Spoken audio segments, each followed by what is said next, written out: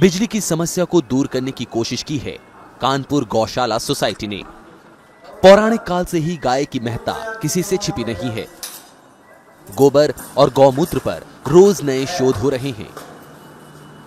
साथ ही गोबर गैस से बिजली बनाने की बात सुनी और देखी जा रही है।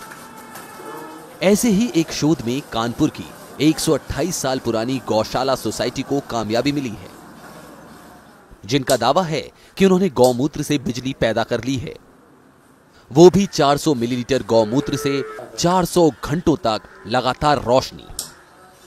सोसाइटी ने इसे गौ ज्योति का नाम दिया है।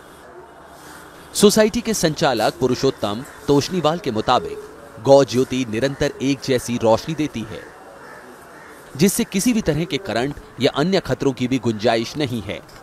बस एक कल्पना थी, गौमाता की दी हुई कल्पना थी कि गौमूत्र से भी ये हो सकता है, तो इसी पर प्रयास किया गया। प्रयास तो करना ही पड़ता है, तो प्रयास किया गया। विशेष बात यह है कि ये जलेगी, 400 घंटे के बाद भी आपका गौमूत्र एज इट इज पड़ा रहेगा, वो कंज्यूम नहीं होगा। सारी दुनिया का सिस्टम है कि खाने के बाद चीज खत्म हो जाती है। हाँ। इससे वो एक सिर्फ ताकत ले लेती है, बाकी वो गौमूत्र पड़ा रहेगा। गौशाला में एक ऐसी बैटरी तैयार की गई है जो सिर्फ गौमूत्र से चार्ज होती है।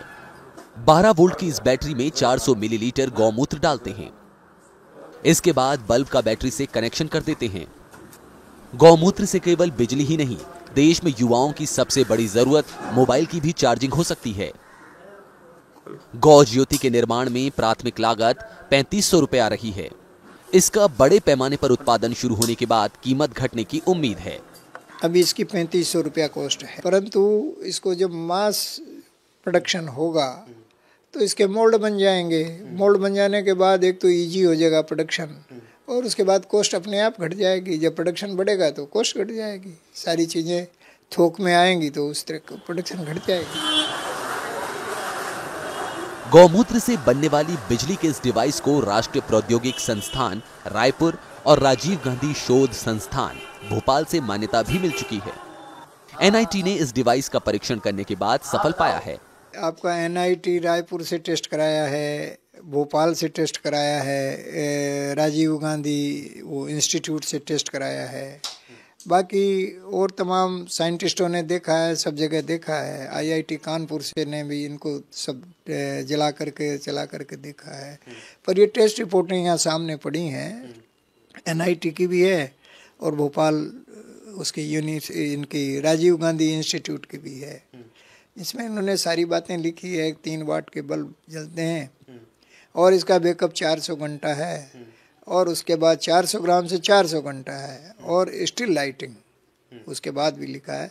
पर 400 ग्राम में 400 घंटा जलता है, ये दोनों ने ही लिखा है कि ये जल रही है, ठीक है, और बिल्कुल ठीक जलती है, कोई दिक्कत नहीं है। साफ है, इस इको फ्रेंडली गौमूत्र डिवाइस को अगर सरकार प्रोत्साहित करे तो देश में वो तबके सहजता से रोशन हो सकते हैं जहां अभी बिजली की कल्पना भी नहीं की जा सकती।